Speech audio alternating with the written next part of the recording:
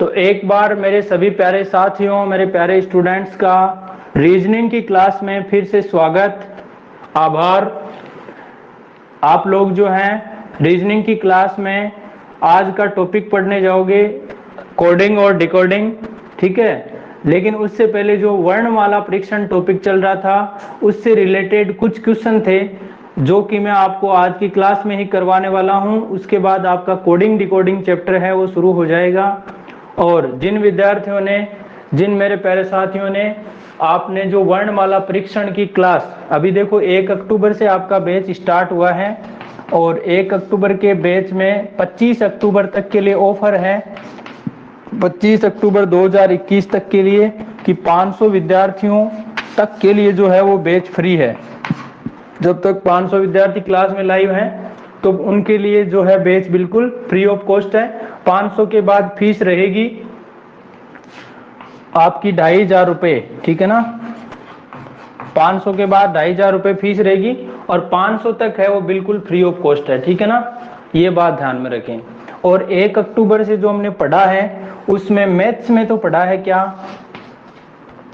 Maths में तो आपका एक लाभ हानि पढ़ा है और बट्टा पढ़ा है और तीसरा टॉपिक आपका औसत चल रहा है, ठीक है। और रीजनिंग में जो है हमने एक तो कैलेंडर पढ़ लिया है, ठीक है।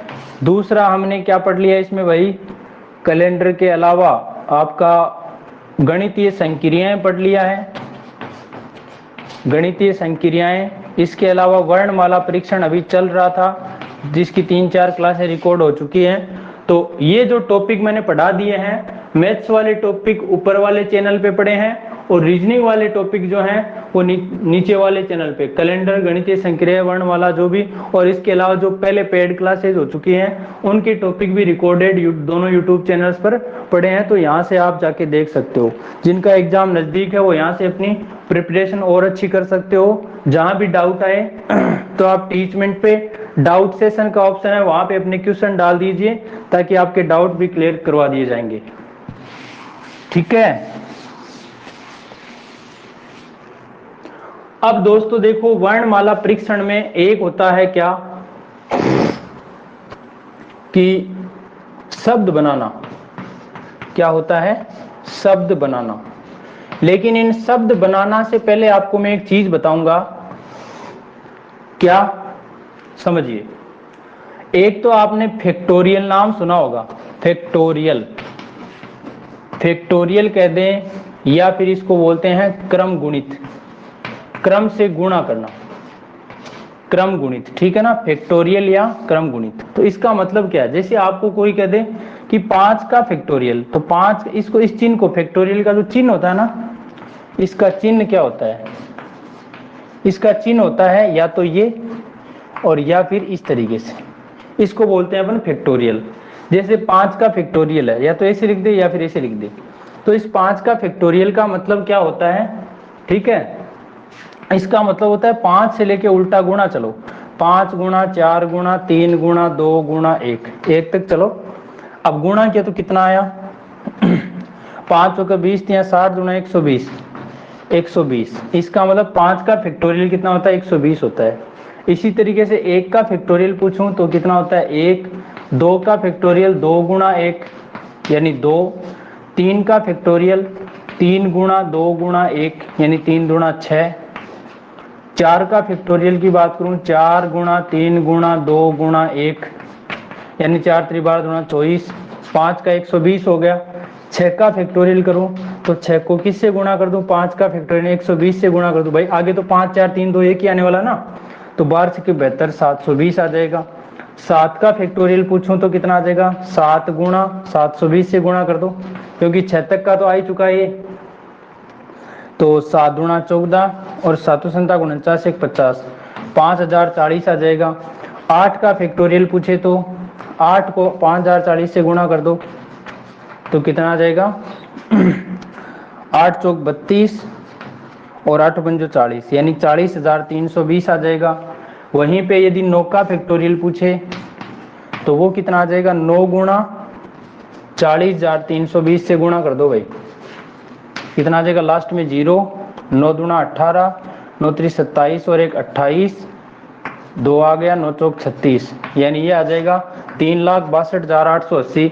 इसी तरीके से 10 का फैक्टोरियल पूछे तो इसको आप 10 से गुणा कर दीजिए, यानी 36, 28, 80 और आगे 0 लग जाएगा। ठीक है ना।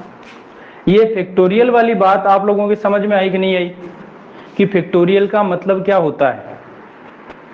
शायद सबके समझ में आ गई होगी ये वाली बात। तो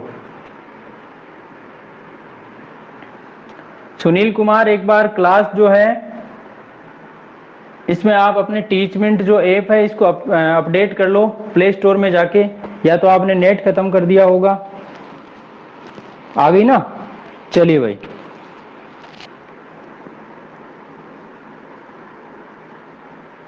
हाँ भाई, जो भी क्लास में जुड़े हुए हैं समझ में आ रही है क्लास?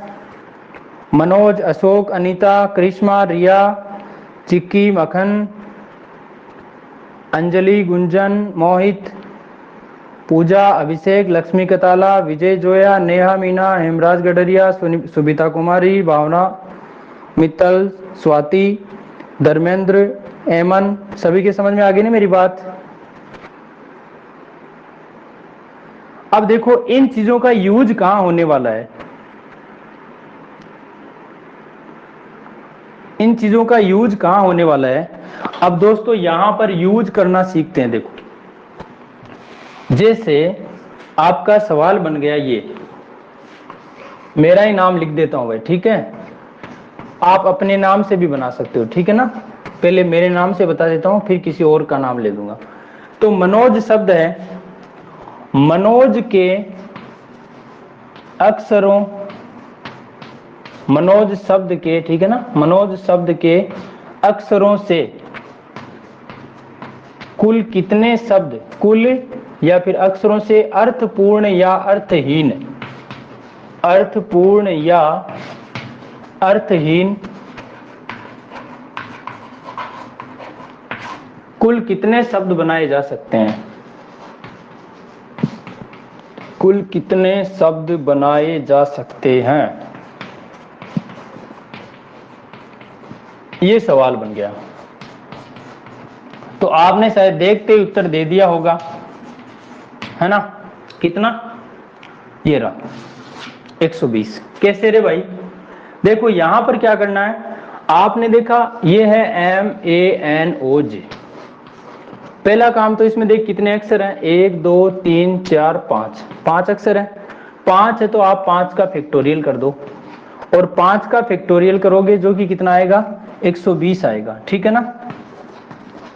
और जो शब्द, कुल शब्द निकालने का जो फॉर्मूला बनता है यहाँ, तो वो क्या होता है कि जितने भी कुल अक्षर हैं, कुल अक्षर हैं, ऊपर तो उनका फैक्टोरियल कर दीजिए और नीचे किसका फैक्टोरियल कर दीजिए, नीचे जो समान अक्षर आए ना, समान समान समान अक्षर, उनका फैक्टोरियल कर दीजिए। ठीक है ना? जैसे नीचे मान लो आपके मनोज में ए 2 बार आया होता तो आप 2 का फैक्टोरियल कर देते। ठीक है ना? यदि मान लो ओ 3 बार आया होता तो 3 का फैक्टोरियल और कर देते आप। ठीक है? लेकिन यहाँ पर कोई अक्षर समान नहीं है, इसलिए 5 का फैक्टोरियल मतलब कितने शब्द बनाए जा सकते हैं, 120। अब आप सर कैसे बनाए जा सकते हैं, तो समझो।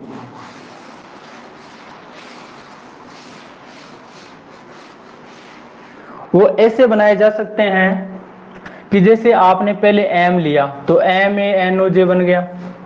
इसी तरीके से MANOJ है तो NOJ की जगह JO हो जाए। ठीक है? MAN है, ठीक है, तो N की जगह J आ जाए, NO हो जाए।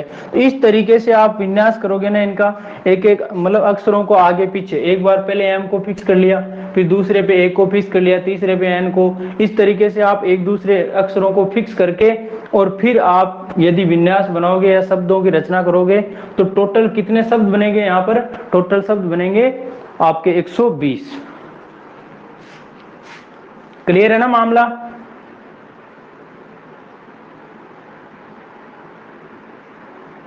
आप जैसे सर पढ़ा रहे हैं तो क्यों नहीं आएगा समझ में। बहुत बहुत धन्यवाद भाई विजय कुमार, समझ में आना चाहिए दोस्तों।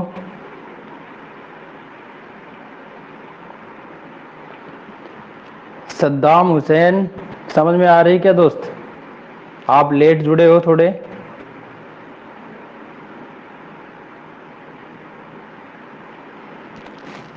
ये मत कहो खुदा से मेरी मुश्किलें बड़ी हैं, ये मुश्किलों से कह दो मेरा खुदा बड़ा है।